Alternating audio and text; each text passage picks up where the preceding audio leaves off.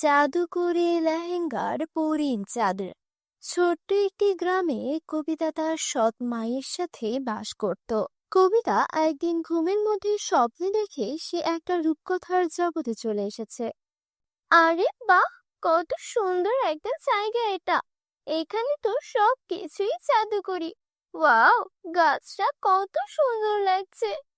হ্যাঁ কবিতা, এটা একটা জাদুকরি জগৎ, আর তুমি এখন সেই জগতে আছো। কি? জাদুকরি জগৎ? আমি সত্যি সত্যি জাদুকরি জগতে এসেছি। সঙ্গীতা একটু সামনে এগিয়ে যায় আর দেখতে পায় এক অসাধারণ সুন্দর লেহেঙ্গার কাজ। আরে বাহ, এটা তো জাদুকরি লেহেঙ্গার কাজ। আমার তো পরার মতো কোনো কাপড়ও নেই। এখনই এই গাছ থেকে সুন্দর কিছু লেহেঙ্গা তুলে নিই।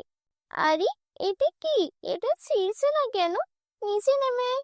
আরে, এটা তো আরো উপরে উঠে গেল। ঠিক তখনই কবিতার কানে তার সৎ মায়ের গলা ভেসে আসে। আরে ও রানী, আজ ঘুমাতে থাকবি নাকি? উঠে ঘরের কাজকর্ম করবি না? সব সময় কুম্ভকর্ণের মতো ঘুমায়। কবিতা তখন মনে মনে বলতে থাকে, কি সুন্দর স্বপ্ন ছিল! ইস, যদি আমি এই জাদুকরি লেহেঙ্গাগুলো নিজের হাতে ছুঁতে পারতাম। উঠবি না, নাকি এভাবেই পাগলের মতো হাসতে থাকবি? গতকালের মার খেয়েও ভুলে গেছিস নাকি? না মা, যাচ্ছি এখনই। এই বলে কবিতা কাজে লেগে যায়। ঠিক তখনই তার সৎ বোন অনন্যা ঘুম থেকে ওঠে। আরে, 10টা বেজে গেছে। আজ আমাকে শপিং এ যেতে হবে। তাড়াতাড়ি গোসল করে আসি।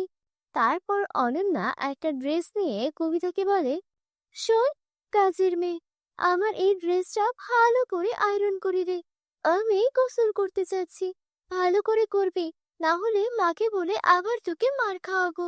এই বলে অনন্যা গোসল করতে চলে যায়। কবিতা তাড়াতাড়ি অনন্যার ড্রেস আয়রন করতে শুরু করে। আরে বাহ, অনন্যা, এই ড্রেসটা কত সুন্দর! এই ড্রেসটা পরে একেবারে পরীদের মতো লাগবে অনন্যাকে। ইস, আমি যদি এমন একটা সুন্দর ড্রেস পরতে পারতাম। তখনই সেখানে অনন্যা চলে আসে আর বলে, তোর কানে কিছু ঢুকছে না নাকি? কবে থেকে তোর কাছে এই ড্রেসটা চাইছি। আরে হ্যাঁ অনন্যা, এই নাও তোমার ড্রেস। আরে, তুই এটা কি করেছিস? তুই আমার সবচেয়ে প্রিয় ড্রেসটা এভাবে পরিয়ে ফেলেছিস। আমি তোকে ছাড়বো না। মা, ও মা, দেখো না, এই কবিতা কি করেছে। আরে কি হয়েছে? আবার কি করলো এই অভাগিনী? মা, দেখো না, ও আমার সবচেয়ে দামি ড্রেসটা পরিয়ে দিয়েছে। কি রে অভাগিনী, আমার মেয়ের ড্রেসটা পরিয়ে দিয়েছিস কেন? মা, আমার কিছু জানা নেই।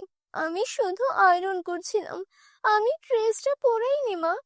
একে তো ভুল করিস, তারপর আবার মিথ্যা কথা বলিস। দেখছি তোর জিভ অনেক বেশি চলছে। দাঁড়া, তোকে এখনই দেখাচ্ছি। এই বলে সৎমা কামিনী কবিতাকে খুব মারতে থাকে। মা, ও এমনিতেই ঠিক হবে না। যদি ওকে এখনই না তাড়ানো হয়, ভবিষ্যতে আরো বিপদ করবে। ওকে বাড়ি থেকে বের করে দাও। তুই একদম ঠিক বলেছিস। এই মেয়ে কোনো কাজেই আসে না, শুধু খেয়ে খেয়ে যাচ্ছে। চল বের হ আমার বাড়ি থেকে। মা, মা, দয়া করে আমাকে মাফ করে দিন। এই পৃথিবীতে আপনাদের ছাড়া আমার আর কেউ নেই। আমি কোথায় যাব? মা, আপনি যা বলবেন আমি তাই করব। আমাকে বের করে দিবেন না প্লিজ। মা, ওর কথায় বিশ্বাস করো না, না হলে আবারও এই ভুল করবে। ঠিক আছে, আমি তোকে এক শর্তে এই বাড়িতে থাকতে দেব। তুই বাইরে গিয়ে কাজ করবি, আর নিজের উপার্জনের টাকায় আমার মেয়ের জন্য একদম সেই রকম ড্রেস কিনে আনবি। তখনই আমি তোকে এই বাড়িতে আবার থাকতে দেব। আমি এখন কোথায় যাব? কিন্তু আমি বুঝতে পারছি না, ড্রেসটা তো আমি পরাইনি। আমি নিজ হাতে ওটা আয়রন করেছিলাম, তবে ওটা হঠাৎ করে পরে গেল কিভাবে? এখন আমি সেই রকম আরেকটা ড্রেস কোথা থেকে আনবো? কবিতা সারাদিন কাজ খুঁজে এখানে ওখানে ঘুরে বেড়ায়, কিন্তু কোথাও কাজ পেল না। এক দোকানদারের সামনে গিয়ে বলে, মালকিন, আপনার দোকানে কোনো ছোটখাটো কাজ পাবো কি? না, এখন এখানে কোনো কাজ নেই। কে জানে কাজের অজুহাতে দোকান থেকে কিছু চুরি করে পালিয়ে যাবে নাকি। তোর চেহারা তো ঠিক ভিখারিনীর মতো। চল এখান থেকে। সবার কাছ থেকেই কবিতা অপমানিত হয়।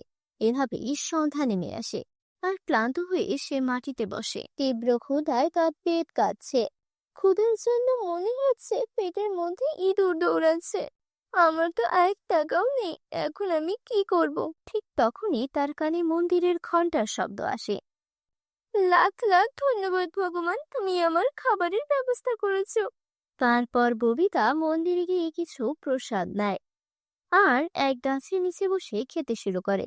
সে প্রথম লোকমাতে মুখে তুলতেই যাচ্ছিল, তখন এই বৃদ্ধ ভিখারি এসে বলে, মেয়ে, আমি অনেক দিন ধরে কিচ্ছু খাইনি, আমি খুব ক্ষুধার্ত, একটু খেতে দে মা, তোর দোয়া লাগবে, আমাকে সাহায্য কর মা। মা, এই নিন, এই খাবার আপনি খান, বেঁচে থাক মা, ভগবান যেন তোমার সব সময় সাহায্য করে। এই করে বৃদ্ধ ভিখারিনী চলে যায়। কবিতা মন খারাপ করে হাঁটতে শুরু করে। তখনই সে দেখতে পায় এক হরিণী তার আশেপাশে লাফাচ্ছে। আমার কেন যেন মনে হচ্ছে হরিণীটা যেন আমাকে কিছু বলতে চাইছে। প্রিয় হরিণী, শান্ত হও, বলো আমি কিভাবে তোমার সাহায্য করতে পারি। এই শুনে হরিণী চলে যেতে শুরু করে। ওহ, বুঝেছি, তুমি আমাকে কোথাও নিয়ে যেতে চাইছো। ঠিক আছে, আমি প্রস্তুত, চলো। হরিণী তাকে এক আশ্চর্য গাছের কাছে নিয়ে যায়। গাছটি থেকে এক আশ্চর্য রোশনি বের হতে থাকে। দেখতে দেখতে সেই গাছটি জাদুকরি লেহেঙ্গার কাছে রূপান্তরিত হয়, আর হরিণীটি এক সুন্দর পরীতে রূপ নেয়। ভয় পেও না কবিতা, তুমি এবার স্বপ্ন দেখছো না, এটা বাস্তব। কি? আমার স্বপ্নের জাদুকরি লেহেঙ্গা? এটা সত্যি কিভাবে হতে পারে? হ্যাঁ কবিতা, যারা সৎ, ভালো মন নিয়ে স্বপ্ন দেখে তাদের স্বপ্ন একদিন সত্যি হয়। তুমি সব সময় অন্যদের সাহায্য করেছো, আর যারা অন্যকে সাহায্য করে তাদের সাহায্য করতেই আমরা কোনো না কোনো রূপে ফিরে আসি। কবিতা, জাদুকরি গাছটা অদৃশ্য হওয়ার আগে তুমি তোমার জন্য একটি সুন্দর লেহেঙ্গা নিয়ে নাও। কিন্তু পরে আমি এই লেহেঙ্গাটা নিতে পারি না, আমার বোন অনন্যার জন্য ঠিক এমনই একটা লেহেঙ্গা দরকার। ওর প্রিয় লেহেঙ্গাটা আমার ভুলে পড়ে গিয়েছিল। সাদাসিধে কবিতা, সেই ড্রেসটা তুমি পরাওনি। তুমি যখন সেটা আয়রন করে দিয়ে অনন্যাকে পরতে দিয়েছিলে, ঠিক তখনই সে ওটা পাল্টে দিয়েছিল, যাতে সে তোমাকে বাড়ি থেকে বের করে দিতে পারে। কি? অনন্যা আমার সঙ্গে এমন করলো কেন? চিন্তা করো না, সব ঠিক হয়ে যাবে। এই নাও অনন্যা ড্রেস। এখন তুমি গাছ থেকে নিজের জন্য একটা সুন্দর লেহেঙ্গা নিয়ে নাও। তারপর কবিতা লেহেঙ্গা নিয়ে করিকে ধন্যবাদ জানায়। ধন্যবাদ জানিয়ে বাড়ি ফিরে আসে। তুই কোথা থেকে এলি? তোর হাতে এত সুন্দর লেহেঙ্গা কোথা থেকে এলো? অনন্যা, এই লেহেঙ্গা আমার, এটা আমাকে জাদু করে পরিয়ে দিয়েছে। আর এই নাও তোমার ড্রেস। মা, দেখো তো, এটা কোথা থেকে যেন চুরি করে এনেছে। না অনন্যা, এমনটা বলো না, আমি সত্যি বলছি, এটা আমাকে জাদু করে পরিয়ে দিয়েছে। ভালো, আমাকে দে তাহলে লেহেঙ্গাটা, আমি এটা পরবো। না অনন্যা, তুমি এটা পরতে পারবে না। তুই আমায় আটকাবি? এই বলে অনন্যা লেহেঙ্গা পরে নেয়। মা, অনন্যাকে থামান, না হলে বড় বিপদ হয়ে যাবে যে। আর তখনই ভিতর থেকে অনন্যার চিৎকার আসে। মা, মা, আমার মুখ সাদা থেকে কালো হয়ে গেল। এটা এই লেহেঙ্গার কারণে। এখন এটা আমার শরীর থেকেও সরছে না। মা, কিছু করো। কি রে অভাগিনী, তুই লেহেঙ্গায় কি জাদু টোনা করে এনেছিস যে আমার মেয়ের এই দশা? মা, আমি আগেই বলেছিলাম এই লেহেঙ্গা শুধু আমার জন্য। এখন শুধু জাদুকরি গাছই এই উত্তর দিতে পারবে। চলো আমার সঙ্গে। তারা সবাই সেই গাছের কাছে যায়। পরি বলে, এটা তোমার মেয়ের কর্মফলের ফল। লোভী ও মিথ্যাবাদীদের এই পরিণতি হয়। তোমরা মা মেয়ে মিলে কবিতার উপর অনেক অত্যাচার করেছ, এটা তারই শাস্তি। জাদুকরি গাছ, দয়া করে এদের ক্ষমা করে দিন। ও আমার মা, ও আমার বোন। যদি ওদের কোনো ভুল হয়ে থাকে তাহলে তার শাস্তি আমায় দিন, কিন্তু ওদের মাফ করে দিন। এই কথা শুনে অনন্যা ও তার মা নিজেদের ভুল বুঝতে পারে আর কবিতার কাছে ক্ষমা চায়। তারপর জাদুকরি গাছ অনন্যাকে আবার আগের অবস্থায় ফিরিয়ে দেয়। সবাই একসাথে আনন্দে বসবাস করতে থাকে। তো বন্ধুরা, ভিডিওটি কেমন লেগেছে তা কমেন্ট করে জানিয়ে দিও। পরিদের জাদুর ফুলের গাছ। আজ বনে একটিও ফুল দেখা যাচ্ছে না। মনে হচ্ছে মিতালির মেয়ে আবার আমাদের সামনে এসে সব ফুল তুলে নিয়েছে। দিদি, আমরা এখন কি করব? যদি আমরা ফুল না পাই তাহলে বাজারে কি বিক্রি করব? মনে হচ্ছে আজও আমাদের ক্ষুধার্ত ঘুমাতে হবে। দিদি, চলো একটু এগিয়ে যাই। হতে পারে এমন কিছু গাছ বাকি আছে যেখানে ফুল ফুটেছে। চলো না দিদি, যাই। বন্ধুরা, তোমরা যারা যারা গল্পটি দেখছো তোমাদের নাম কমেন্ট করে জানাও। আমরা পরবর্তী গল্প তোমাদের নাম দিয়ে বানাবো। আর তোমরা অবশ্যই ভিডিওটিতে লাইক করে চ্যানেলটিকে সাবস্ক্রাইব করে দাও। দুই বোনই ফুলের খোঁজে বনের মধ্যে এগিয়ে যেতে থাকে। ধীরে ধীরে তারা দুজনেই ঘন বনের সেই অংশে পৌঁছায় যেখানে কোনো সাধারণ মানুষ যেতে সাহস করে উঠতে পারে না। হঠাৎ তারা একটা হালকা আভা দেখতে পায়। ওখানে দেখো, কিছু একটা জ্বলছে। হ্যাঁ দিদি, এটা একটা সিঁড়ির মতো দেখাচ্ছে। এটা খুব সুন্দর। চলো দিদি যাই, ওখানে আমরা কাছে গিয়ে দেখি। চলো না দিদি। না, আমার এখানে ভালো লাগছে না। এই জঙ্গলে কেউ আসে না বা যায়ও না, এবং এই উজ্জ্বল সিঁড়িটি অবশ্যই কোনো না কোনো জাদু। চলো এখান থেকে ফিরে যাই, আমার এখানে ভয় করছে। প্লিজ দিদি, একবার গিয়ে দেখি। আমরা তো কিছু করব না, আমরা শুধু দেখবো এবং ফিরে আসবো। প্লিজ দিদি, প্লিজ রাজি হও, প্লিজ যাই না ওখানে। অবশেষে রিমা রাজি হয় এবং দুই বোন ধীরে ধীরে উজ্জ্বল সিঁড়ির দিকে এগিয়ে যায়। কাছে পৌঁছানোর সাথে সাথে তারা দুজনেই অবাক হয়ে যায়। সেই সিঁড়িটি আকাশের দিকে বাতাসে উপরে উঠছিল, এবং তাও স্বপ্নের মতো জ্বলন্ত আলো দিয়ে তৈরি। সেই সিঁড়ি থেকে একটি দুর্দান্ত আলো বেরিয়ে আসছিল। এটা সত্যি আকাশে উপরে উঠছে, কিন্তু এটি কোথায় যাচ্ছে? তারা দুজনেই এই কথা ভাবছিল। হঠাৎ তাদের কানে পায়েলের শব্দ প্রতিধ্বনিত হয়। মনে হচ্ছে কেউ আসছে। তাড়াতাড়ি এসো, দেখো এখানে সেই প্রাসাদটি দেখা যাচ্ছে। চলো আমরা সেই প্রাসাদের বাগানে লুকিয়ে থাকি, কেউ আমাদের দেখবে না। হ্যাঁ দিদি, তাড়াতাড়ি এসো, চলো আমরা ওই প্রাসাদের পিছনে যাই। তারা দুই বোন প্রাসাদের কাছে বাগানে গিয়ে একটি বড় গোলাপ গাছের আড়ালে লুকিয়ে পড়ল। গাছের পাতার ফাঁক দিয়ে তাকিয়ে তারা দেখতে পেল আকাশ থেকে নেমে আসা সিঁড়িতে দুটি অতি সুন্দরী পরী ধীরে ধীরে নেমে আসছে। তাদের পোশাক ছিল মুক্তা আর রেশমের তৈরি। তাদের চুলে ছিল একটা জাদুকরি চকচকে ভাব, এবং তাদের পিঠে ছিল সুন্দর সোনালি ডানা। দুজনেই দেখতে খুব সুন্দর এবং খুব মায়াবী। দেখো চন্দ্রিকা, আজ সূর্যের আলো কত সুন্দর দেখাচ্ছে। এই পৃথিবীর সুবাস আমার খুব পছন্দ। হ্যাঁ, কিন্তু রানী আমাদের কি বলেছে মনে আছে? আমাদের বেশি দিন মানুষের জগতে থাকতে হবে না। আমাদের এখানে দ্রুত কাজ শেষ করে ফিরে যেতে হবে। এই বলে পরীরা দুজনে প্রাসাদের দিকে এগোচ্ছিল। এরা সত্যি পরী?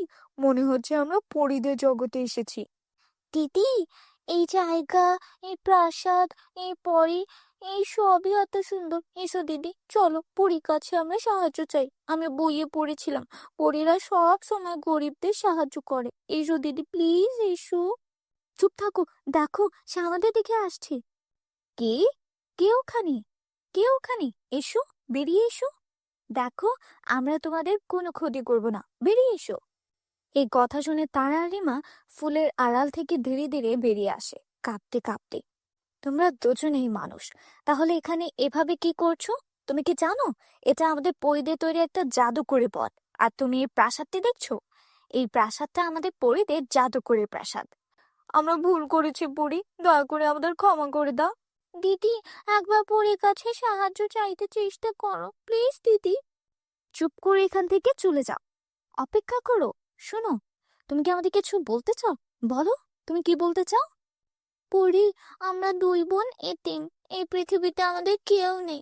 আমরা কোনোভাবে জঙ্গল থেকে ফুল তুলে মন্দিরে বিক্রি করে বেঁচে থাকার চেষ্টা করি, কিন্তু গত কয়েকদিন ধরে মিতালি নামের একটি মেয়ে আমাদের সামনে এসে জঙ্গলের সব ফুল তুলে নেয়, যার কারণে আমরা কিছুই আয় করছি না। আমরা 2 দিন ধরে কিছুই খাইনি। তুমি কিভাবে জানো যে মিতালি জঙ্গল থেকে সব ফুল তুলে নিয়েছে?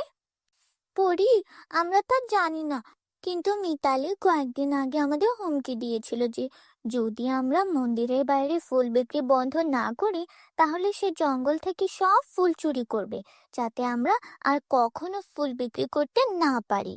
কি? এর মানে মিতালি জঙ্গলের সুন্দর গাছগুলোতে ওষুধ ব্যবহার করেছিল, যাতে এই গাছগুলো আর কখনো ফুল না ফোটাতে পারে। এর মানে হলো রানী মায়ের সন্দেহ একেবারেই সঠিক ছিল। এই সবই সেই দুষ্ট মেয়েটি করেছে। আচ্ছা, তোমরা 2 বোন চিন্তা করো না, আমরা পরীরা সবসময় ভালো মানুষকে সাহায্য করি। তুমি কি এই প্রাসাদে দেখো? এই প্রাসাদের ভেতরে যাও এবং যত খুশি সোনা রূপা নিয়ে যাও। না পরি, আমরা সোনা রূপা চাই না। আমরা শুধু প্রতিদিন তাজা ফুল বিক্রি করতে চাই। আমরা এতেই বেঁচে থাকবো, কারণ আমাদের মা সব সময় কঠোর পরিশ্রম করে জীবিকা নির্বাহ করতে শিখিয়েছেন, এবং আমরা 2 বোনই আমরা আমাদের কঠোর পরিশ্রম করে জীবনযাপন করতে চাই। যদি তুমি আমাকে কিছু দিতে পারো, তাহলে আমাকে একটি সুন্দর গাছ দাও পরি। হ্যাঁ পরি, দিদি একেবারে ঠিক বলছে। ও বাহ, তুমি খুব ভালো আর তোমার মনও খুব ভালো। এই প্রাসাদের প্রথম গেটে তুমি একটি খুব সুন্দর জাদুকরি ফুলের গাছ পাবে। এই ফুলগুলো কখনো স্নান হবে না এবং কখনো শেষ হবে না। তুমি এটা নিয়ে তোমার উঠোনে লাগাও, তোমরা কখনোই ফুলের অভাব হবে না, আর দূর দূরান্ত থেকে মানুষ তোমাদের ফুল কিনতে আসবে। তোমাকে অনেক ধন্যবাদ পরি। এই বলে 2 বোনে ওই জাদুকরি প্রাসাদের প্রথম গেটের কাছে যায়। তারপর তারা দেখতে পায় যে সেখানে একটি খুব সুন্দর ফুলের গাছ লাগানো হয়েছে এবং কাছে প্রচুর সোনা রূপার মুদ্রা রাখা আছে। তারপর হঠাৎ সোনা রূপার মুদ্রা থেকে একটি আওয়াজ ভেসে আছে। আরে, এটা কি? তুমি কি এই সাধারণ গাছটিকে তোমার সাথে নিয়ে যাচ্ছ? আরে, যদি তোমাকে এটা নিতেই হয় তাহলে আমাদেরও তোমার সাথে নিয়ে যাও। আমরা ওই জাদুকরি প্রাসাদের জাদুকরি মুদ্রা। আমরা তোমার দারিদ্র্য চিরতরে শেষ করতে পারি, আর আমরা তোমাকে এত ধনী করতে পারি যে তুমি তোমার পুরো জীবন আরামে কাটাতে পারো। চলো, আমাকে তাড়াতাড়ি তোমার সাথে নিয়ে যাও। না না, আমরা টাকা চাই না। এই কথা বলার পর 2 বোনই ঐন্দ্রজালিক প্রাসাদ থেকে একটি গাছ বের করে এবং পরীকে ধন্যবাদ জানিয়ে তাদের বাড়িতেই ফিরে আসে এবং ঐন্দ্রজালিক প্রাসাদের গাছগুলো তাদের বাড়ির উঠোনে লাগায়। পরের দিন সকালে যখন সে ঘুম থেকে উঠে, সে দেখে যে ঐন্দ্রজালিক প্রাসাদটি একটি গাছে পরিণত হয়েছে এবং এতে খুব সুন্দর এবং আশ্চর্যজনক ফুল ফুটেছে, যার সুবাস দূর দূরান্তে ছড়িয়ে পড়েছে। দিদি, এই ফুলটি খুব সুন্দর, এর আগে আমি কখনো এমন ফুল দেখিনি। হ্যাঁ তারা, আমিও আমার জীবনে এত সুন্দর ফুল আগে দেখিনি। এরপর 2 বোনই ফুলগুলো তুলে বিক্রি করতে যায়। কিছুক্ষণের মধ্যেই তারা সব ফুল বিক্রি হয়ে যায়। অন্যদিকে এখন মিতালির কাছ থেকে কেউ ফুল কেনে না। এটা দেখে মিতালি খুব ঈর্ষান্বিত হয়। এভাবেই দিন কেটে যায়। সিতারার ফুল কয়েকদিনের মধ্যে পুরো গ্রামে বিখ্যাত হয়ে যায়। এখন অন্য গ্রাম থেকে মানুষ তারার ফুল কিনতে শুরু করেছে, কারণ তারা ফুলগুলো খুব সুন্দর এবং মনোমুগ্ধকর। কিন্তু কেউ মিতালির ফুল কিনে না। রিমা এবং তারার ফুলের মধ্যে এত বিশেষ কি যে সবাই তার কাছে ফুল কিনে? সেই আশ্চর্যজনক ফুলের গাছটি কোথা থেকে পেল? আমাকে খুঁজে বের করতে হবে। তারপর মিতালি রিমাকে সেই ফুল সম্পর্কে সবকিছু প্রকাশ করতে বাধ্য করে। তাই এইসব ঘটছে পরিজাদুর প্রাসাদের ফুলের কারণে। আমাকেও সেখানে যেতে হবে এবং একই রকম একটি গাছ আনতে হবে। এই ভেবে মিতালি ও পরিজগতে নির্মিত জাদুর প্রাসাদে পৌঁছে যায় এবং সে সরাসরি জাদুর প্রাসাদে প্রবেশ করে। বাহ, সেই বুকারিমা বলেছিল যে আমি এখানে একটি ফুলের গাছ পাবো, কিন্তু এখানে প্রচুর সোনা এবং রূপা আছে।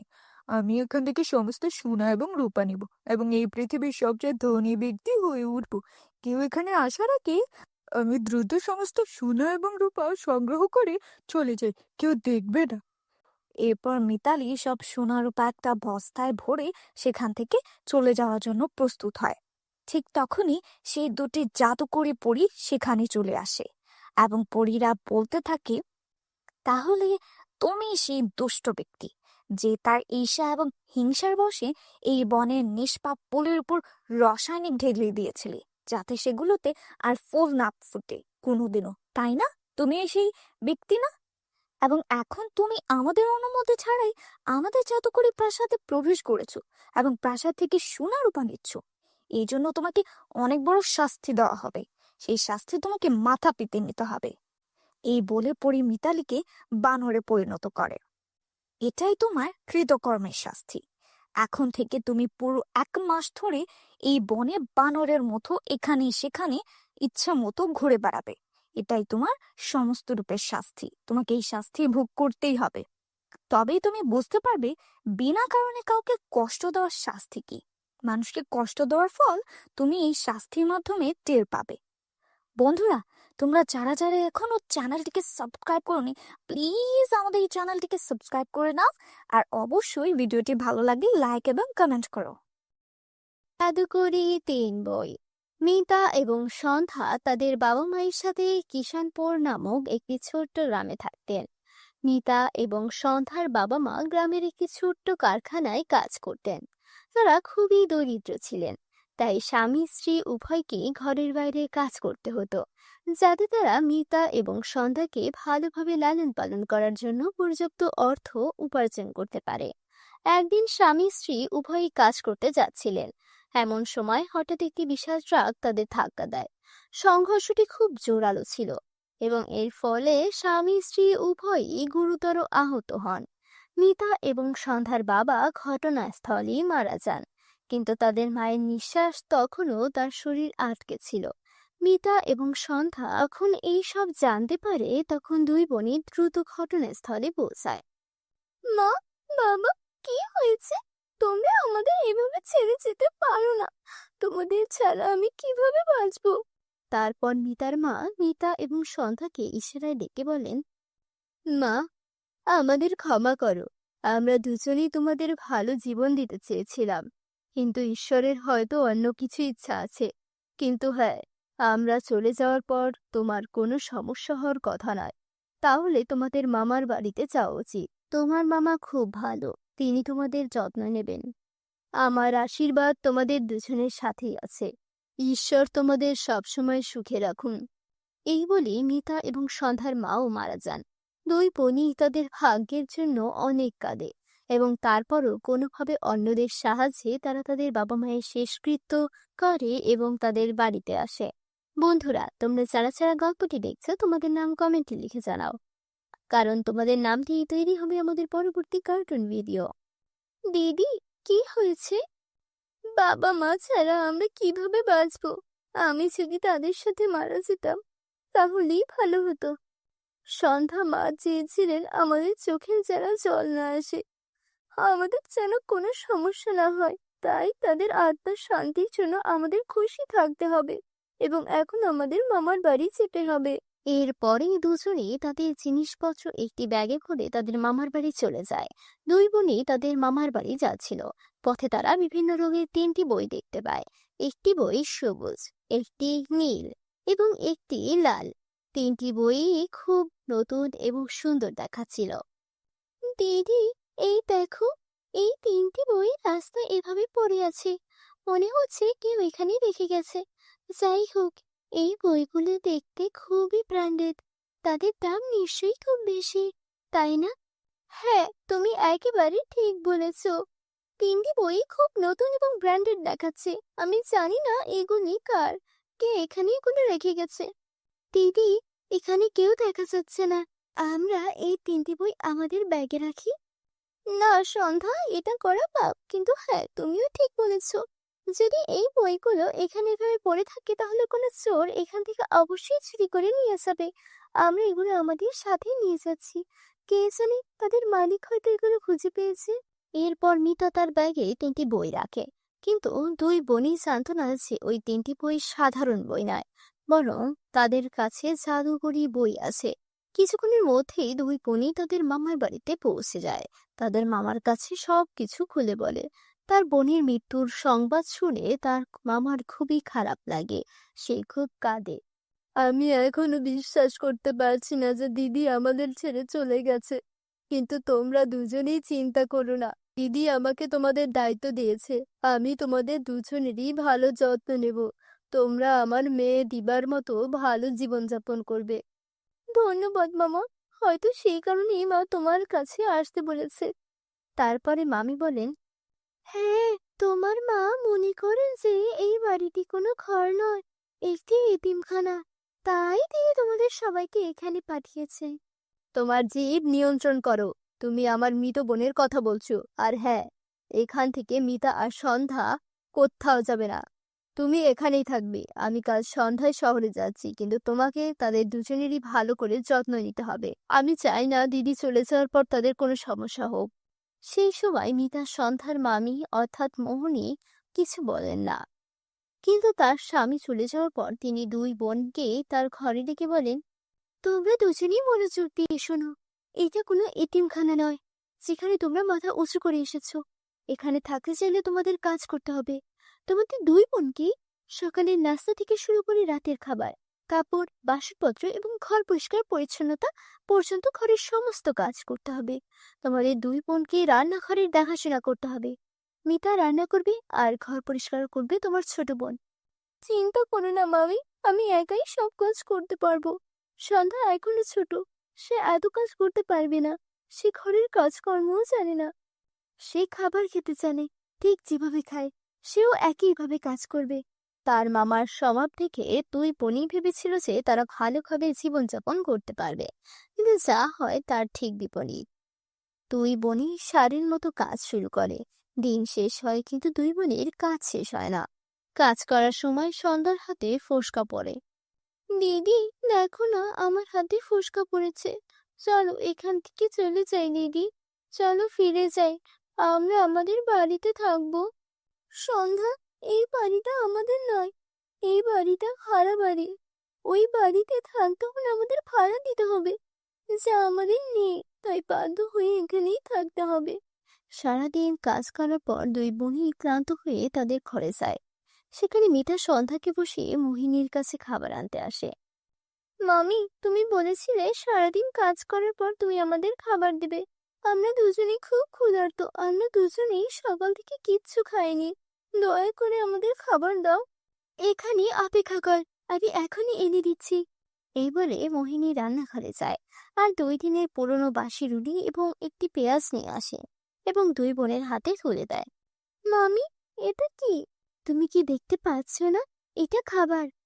কিন্তু মামি, এটা তো বাসি রুটি আর পেঁয়াজ। আমরা এটা কিভাবে খাবো? আর যাই হোক, সন্ধ্যা শুধু শুকনো খাবার কিনে খেতে পারে।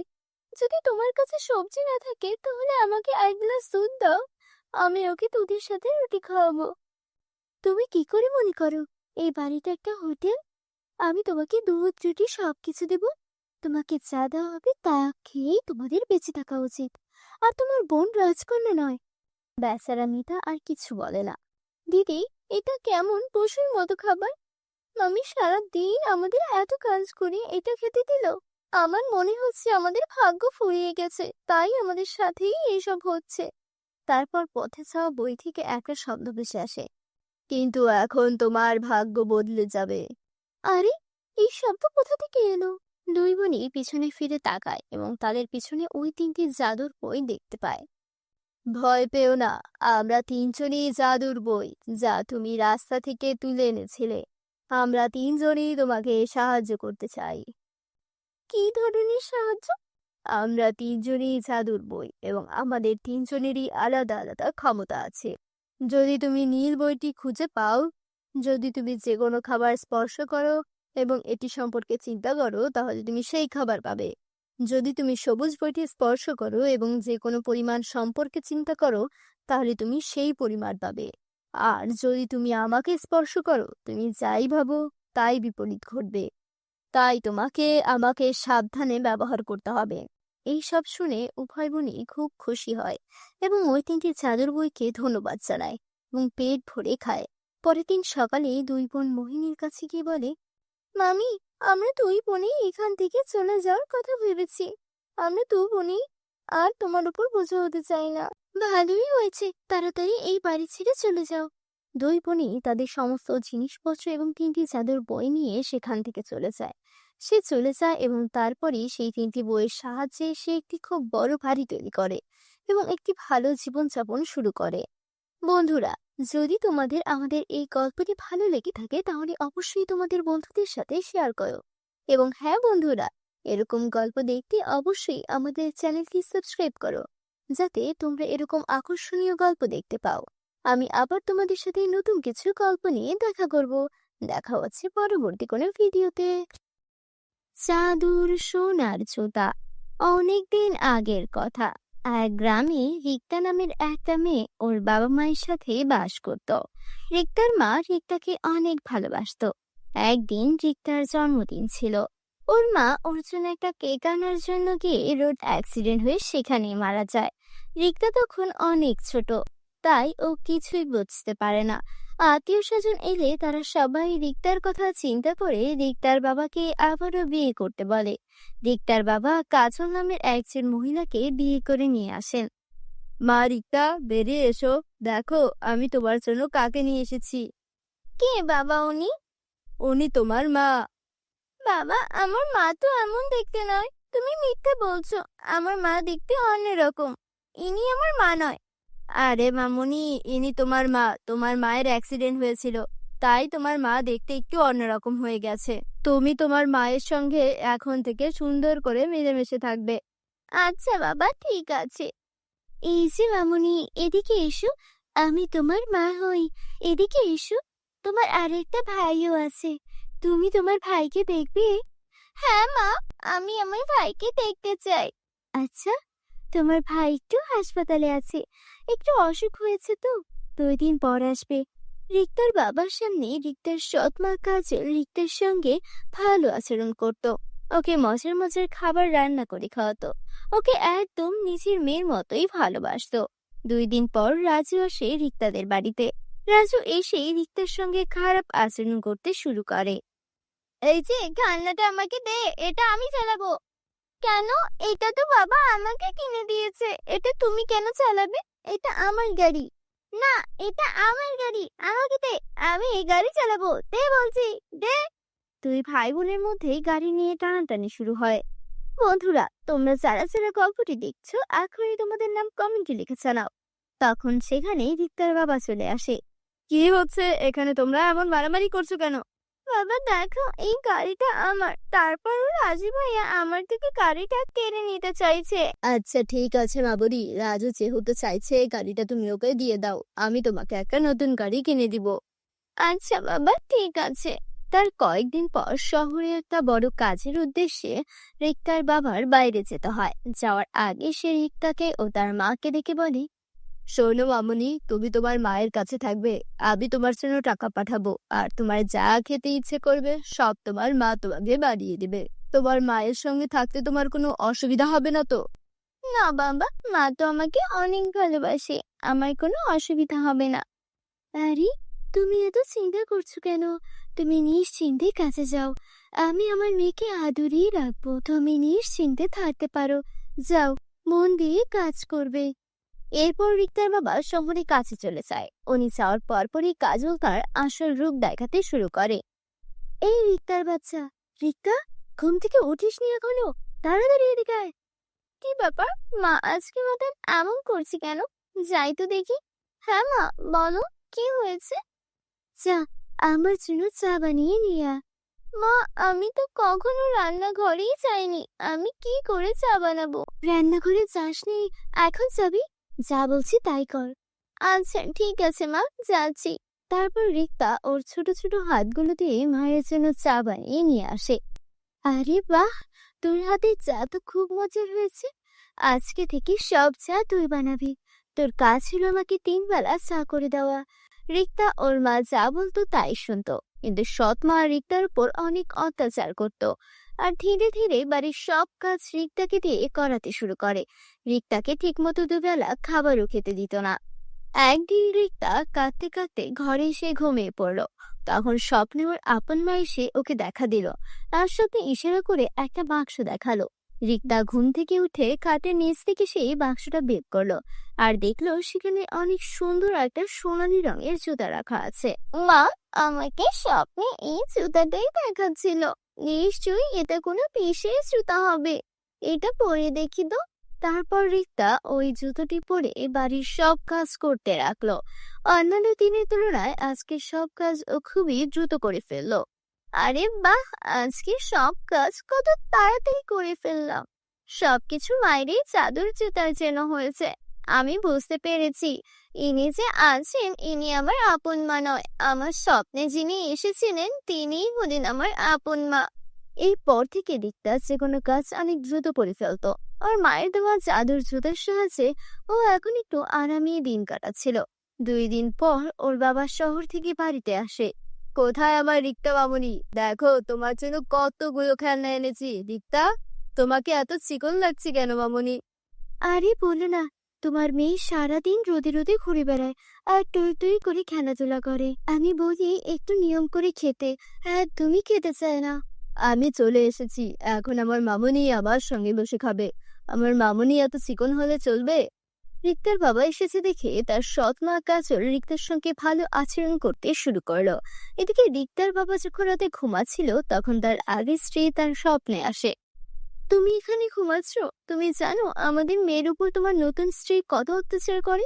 একটু চোখ কান খুলো, দেখো মেয়েটার উপর নজর রাখো। রিক্তার বাবার ঘুম ভেঙে গেল।